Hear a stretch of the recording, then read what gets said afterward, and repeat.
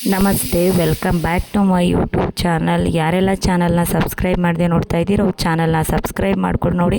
ಹಾಗೆ ವಿಡಿಯೋನಾದರೂ ಇಷ್ಟ ಆದರೆ ವಿಡಿಯೋಗೊಂದು ಲೈಕ್ನ ಮಾಡಿ. ಎಲ್ಲರಿಗೂ ಗೌರಿ ಗಣೇಶ ಹಬ್ಬದ ಶುಭಾಶಯಗಳು. ಇನ್ನು ಗಣಪತಿ ವ್ರತ ಮತ್ತು ಕೆಲವು ವಿಶೇಷಗಳ ಬಗ್ಗೆ ತಿಳ್ಕೊಳ್ಳೋಣ ಬನ್ನಿ. ಇನ್ನು ಎಲ್ಲ ವ್ರತಗಳಿಗಿಂತ ಶ್ರೇಷ್ಠವಾದ ಪೂಜೆ ಮತ್ತು ಪ್ರಾಯಶ್ಚಿತ್ತದ ಸಂಕಲ್ಪದಿಂದ ಪ್ರಾರಂಭ ಮಾಡಿ, ಸಂಕಲ್ಪ ಮಾಡ್ಕೊಳ್ಳೋದಕ್ಕಿಂತ ಮುಂಚೆ ಗಣಪತಿಯು ಆದಷ್ಟು ಬೆಳ್ಳಿ ಅಥವಾ ಮಣ್ಣಿನ ಗಣಪತಿಯಿಂದ ಪೂಜೆ ಮಾಡೋದು ತುಂಬಾ ಶ್ರೇಷ್ಠ. ದೂರ್ವಾಸಗಣಿ ಗಣಪತಿಗೆ ಮಹಾಶ್ರೇಷ್ಠವಾದದ್ದು. ಮನೆಯ ಹಿರಿಯರ ಆಶೀರ್ವಾದದೊಂದಿಗೆ ವ್ರತ ಮಾಡಿ ಗಣಪತಿಯು ರಕ್ತಾಂಬರಧಾರಿ ಎನಿಸುವುದರಿಂದ ಗಣಪತಿಗೆ ಅರ್ಪಿಸುವ ವಸ್ತ್ರವನ್ನು ಕುಂಕುಮದಿಂದ ಕೆಂಪಾಗಿಸಿದ ವಸ್ತ್ರವನ್ನೇ ಅರ್ಪಿಸಬೇಕು. ಇನ್ನು ಗಣಪತಿಗೆ ತುಳಸಿ ಪೂಜೆಯನ್ನು ಮಾಡಬಾರ್ದು ಎಂಬ ನಿಯಮ ಇದೆ. ಆದರೆ ವ್ರತಗಳಲ್ಲಿ ಖಂಡಿತ ಮಾಡ್ಬೋದು ಅಂತ ಹೇಳ್ತಾರೆ. ಕೆಲವೊಬ್ಬರು ತುಳಸಿನ ಹಾಕಿ ಪೂಜೆನೂ ಮಾಡ್ತಾರೆ, ಕೆಲವೊಬ್ಬರು ತುಳಸಿ ಇಲ್ಲದೇ ಪೂಜೆನ ಮಾಡ್ತಾರೆ. ಇನ್ನು ವಾಯನ ದಾನಕ್ಕೆ 2 ತೆಂಗಿನಕಾಯಿ, 5 ವೀಳ್ಯದೆಲೆ, 5 ಅಡಿಕೆ, ಅರ್ಧ ಸೇರು ಅಕ್ಕಿ, ಹಣ್ಣು ಮತ್ತು ಭಕ್ಷ್ಯಗಳ ಜೊತೆಗಿಟ್ಟು 2 ಬಾಳೆ ಎಲೆ ಮುಚ್ಚಿ ಬ್ರಾಹ್ಮಣರನ್ನು ಪೂರ್ವಕ್ಕೆ ಕೂರಿಸಿ ದಾನಿಯು ಉತ್ತರ ಮುಖ ಮಾಡಿ ಸಂಕಲ್ಪ ಮಾಡಿ ದಾನ ಮಾಡಬೇಕು. ಈ ರೀತಿ ಮಾಡೋದು ತುಂಬಾ ಶ್ರೇಷ್ಠ. ಈ ರೀತಿ ಮಾಡೋದ್ರಿಂದ ಗಣೇಶನ ಕೃಪೆ ನಿಮ್ಮೆಲ್ಲರ ಮೇಲೂ ಇರ್ತದೆ. ಇನ್ನು ಮನೆಯಲ್ಲಿ ವ್ರತದ ದಿನ ಹಗಲು ಟೈಮು ಅಂದರೆ ಬೆಳಗಿನ ಟೈಮಲ್ಲಿ ಮಲಗಬಾರ್ದು. ಏನಾದರೂ ಮಲ್ಕೋಬೇಕು ಅನ್ನೋರು, ಅನಾರೋಗ್ಯ ಇರುವಂಥವ್ರು, ವಯಸ್ಸಾದವರು ಮಲಗ್ಬೋದು. ಅದನ್ನು ಬಿಟ್ಟು ಬೇರೆಯವರೆಲ್ಲರೂ ಕೂಡ ಸುಮ್ಮನೆ ಎಲ್ಲ ಕೆಲಸ ಮುಗಿದಿದೆ ಇನ್ನೇನು ಮಾಡೋದು ಅಂತ ಹೇಳಿ ಇವತ್ತಿನ ದಿನ ಮಲ್ಕೋಬಾರ್ದು. ಇನ್ನು ಹಸಿ ಹಾಲನ್ನು ಮಾತ್ರ ಪೂಜೆಗೆ ಬಳಸಬೇಕು. ಕಾಯಿಸಿರೋ ಹಾಲನ್ನ ಗಣೇಶನ ಪೂಜೆಗೆ ಬಳಸಬಾರ್ದು. ನುಚ್ಚಿಲ್ಲದ ಅಕ್ಕಿಯಿಂದ ಅಕ್ಷತೆಯನ್ನು ರೆಡಿ ಮಾಡಿಟ್ಕೊಳ್ಳಿ. ಪೂಜೆಗೆ ಅಕ್ಕಿನ ನುಚ್ಚು ಮಾಡಿ ಅಕ್ಷತೆಯನ್ನು ಮಾಡಬಾರ್ದು. ಇನ್ನು ಗಣಪತಿ ಪೂಜೆಗೆ ಬೆಲ್ಲದ ಅಚ್ಚು, ಪಂಚಕಜಾಯ, ಮೋದಕ, ಲಡ್ಡು, ಕರಿಗಡಬು, ನೇರಳೆ ಹಣ್ಣು, ಬೆಲ್ಲದ ಹಣ್ಣು, ಸೀಬೆಹಣ್ಣು, ಒಣ ದ್ರಾಕ್ಷಿ, ಖರ್ಜೂರ, ಚಿಗಳಿ ತಂಬಿಟ್ಟು, ಕಜ್ಜಾಯ ಇತ್ಯಾದಿ ವಸ್ತುಗಳನ್ನು ನೈವೇದ್ಯಕ್ಕೆ ಅಂತ ಹೇಳಿ ಬಳಸ್ಬೋದು. ಇಷ್ಟು ಕೂಡ ಗಣಪತಿಗೆ ತುಂಬ ಇಷ್ಟ, ಅದ್ರ ಜೊತೆಗೆ ತುಂಬ ಶ್ರೇಷ್ಠ. ಇನ್ನು ಕೆಲವರು ಮೋದಕನ ಕೂಡ ಮಾಡಿ 21 ಮೋದಕಗಳನ್ನ ಇಟ್ಟು ಪೂಜೆನ ಮಾಡ್ತಾರೆ. ಆ ರೀತಿ ಒಂದು ಮೋದಕನ ಇಟ್ಟು ಕೂಡ ಪೂಜೆ ಮಾಡ್ಬೋದು. ಕೆಲವೊಬ್ಬರು ನಾನಿಲ್ಲಿ ಹೇಳಿದಷ್ಟು ವಸ್ತುಗಳನ್ನು ಇಟ್ಟು ಗಣಪನಿಗೆ ಪೂಜೆನ ಮಾಡ್ತಾರೆ. ಇನ್ನು ಬೆಳ್ಳಿ ಗಣಪತಿಯನ್ನು ಮೊದಲು ನೀರಿಗೆ ಚೂರು ಗೋಮೂತ್ರ ಹಾಕಿ ಶುದ್ಧ ಮಾಡಿ ನಂತರ ಅರಿಶಿಣದ ನೀರಿನಿಂದ ಗಣೇಶನನ್ನು ಶುದ್ಧಿ ಮಾಡಬೇಕು. ಈ ರೀತಿ ಶುದ್ಧಿ ಮಾಡಿದ ಆದಮೇಲೆ ನಾವು ಗಣಪತಿ ವಿಗ್ರಹನ ಪೂಜೆಗೆ ಬಳಸಬೇಕು. ಅದನ್ನು ಬಿಟ್ಟು ಸ್ವಲ್ಪ ನೀರನ್ನ ಚುಮಕಿಸಿ ಕೆಲವೊಬ್ಬರು ಪೂಜೆನ ಮಾಡಿಬಿಡ್ತೀರ. ಆ ರೀತಿಯೆಲ್ಲ ಮಾಡಬಾರ್ದು. ಗಣಪತಿನ ತಂದ ಮೇಲೆ ಅದಕ್ಕೆ ಗೋಮೂತ್ರನ ಹಾಕಿ ಶುದ್ಧನ ಮಾಡಬೇಕು. ಗೋಮೂತ್ರ ಎಲ್ಲದಕ್ಕಿಂತ ಶ್ರೇಷ್ಠವಾದದ್ದು. ಆದ್ದರಿಂದ ಯಾವುದೇ ಪೂಜೆಗೂ ಗೋಮೂತ್ರನ ಬಳಸಬೇಕು. ಅದಾದಮೇಲೆ ಅರಿಶಿಣ ನೀರಿಂದ ಗಣಪತಿ ವಿಗ್ರಹನ ಶುದ್ಧಿ ಮಾಡಿ ಪೂಜೆ ಮಾಡ್ಬೋದು.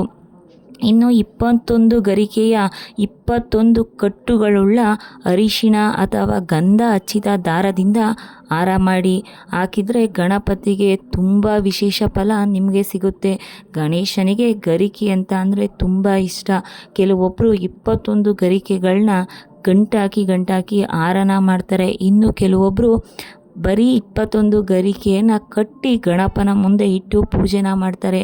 ನಾವು ಎರಡೂ ರೀತಿಲಿ ಬೇಕಾದರೂ ನಮಗೆ ಯಾವುದು ಅನುಕೂಲ ಇದೆಯೋ ಆ ರೀತಿಲಿ ಗಣಪತಿಗೆ ಗರಿಕೆ ಹಾರವನ್ನು ಇಲ್ಲ ಗರಿಕೆನ ಇಟ್ಟು ಪೂಜೆ ಮಾಡ್ಬೋದು. ಇನ್ನು ನಿಮಗೇನಾದರೂ ಸಾಧ್ಯವಾಗುತ್ತೆ ಅಂತ ಅಂದರೆ 33 ಗರಿಕೆಗಳನ್ನು ಕೈಯಲ್ಲಿ ಹಿಡಿದು ಗಣಪತಿಯ ಮಂತ್ರವನ್ನು ಜಪಿಸಿ. ನಿಮ್ಗೆ ಯಾವುದು ಮಂತ್ರ ಗಣೇಶಂದು ಗೊತ್ತಿರುತ್ತೋ ಆ ಮಂತ್ರವನ್ನು ಕೈಯಲ್ಲಿ 33 ಗರಿಕೆಗಳನ್ನು ಹಿಡಿದು ಮಂತ್ರವನ್ನು ಪಠಿಸೋದ್ರಿಂದ ನಿಮಗೆ ತುಂಬ ಒಳ್ಳೆಯದಾಗುತ್ತೆ. ಶುಕ್ಲಾಂಬರಧರಂ ವಿಷ್ಣುಂ ಶಶಿವರ್ಣಂ ಚತುರ್ಭುಜಂ ಪ್ರಸನ್ನವದನಂ ಧ್ಯಾಯೇತ್ ಸರ್ವವಿಘ್ನೋಪಶಾಂತಯೇ ಅಂತ ಹೇಳಿ ಈ ರೀತಿ ಕೂಡ ಮಂತ್ರನ ನೀವು ಜಪಿಸ್ಬೋದು.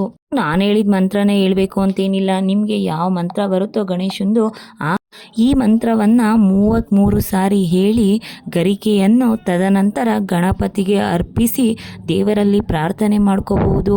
ಇನ್ನು ಗರಿಕೆಯ ವಿಶೇಷತೆ ಬಗ್ಗೆ ತಿಳ್ಕೊಳ್ಳೋಣ ಬನ್ನಿ.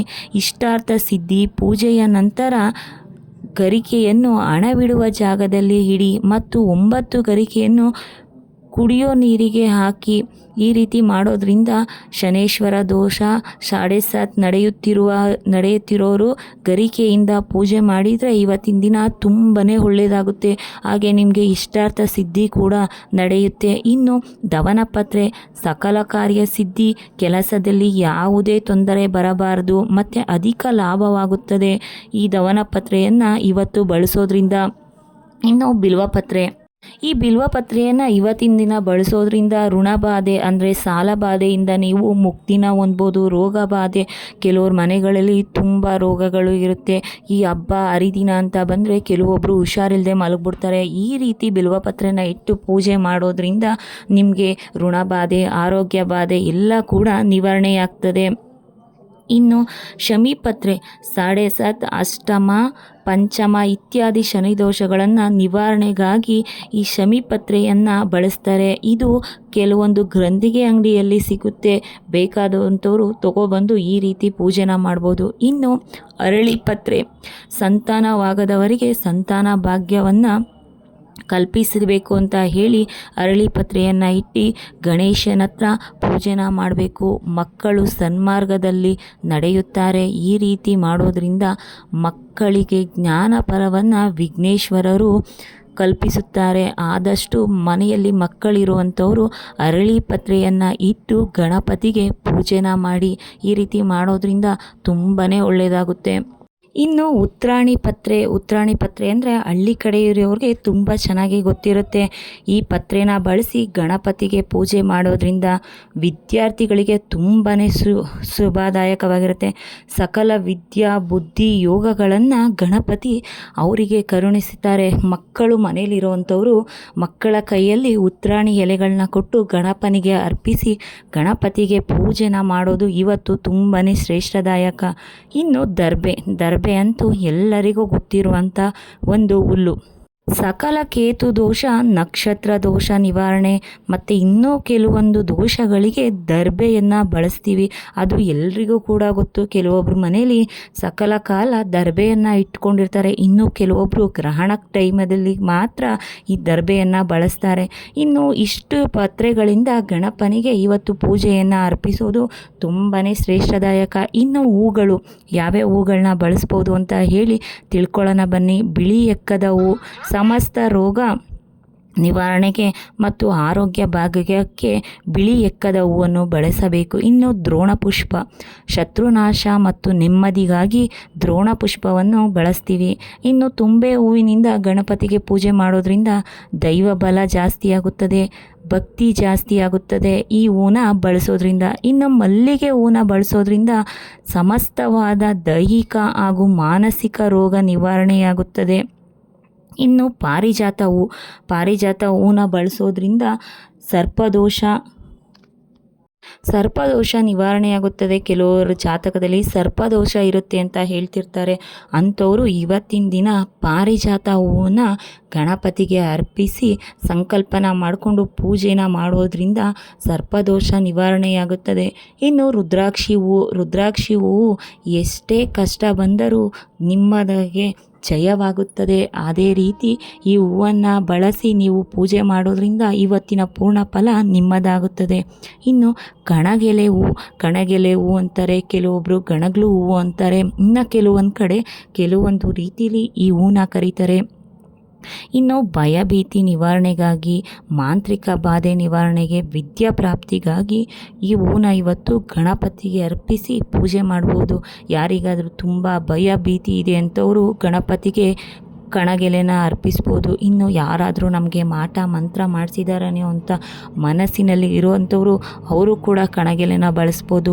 ಇನ್ನು ವಿದ್ಯಾರ್ಥಿಗಳು ಅಂದರೆ ಚಿಕ್ಕ ಮಕ್ಕಳು, ಓದುತ್ತಿರುವಂಥ ಮಕ್ಕಳು ಗಣಪತಿಗೆ ಕಣಗೆಲೆನ ಅರ್ಪಿಸಿ ಪ್ರಾರ್ಥನೆ ಮಾಡೋದ್ರಿಂದ ಗಣೇಶ ಅವರಿಗೆ ವಿದ್ಯೆಯನ್ನು ಪ್ರಾರ್ಥನೆ ಮಾಡ್ತಾರೆ.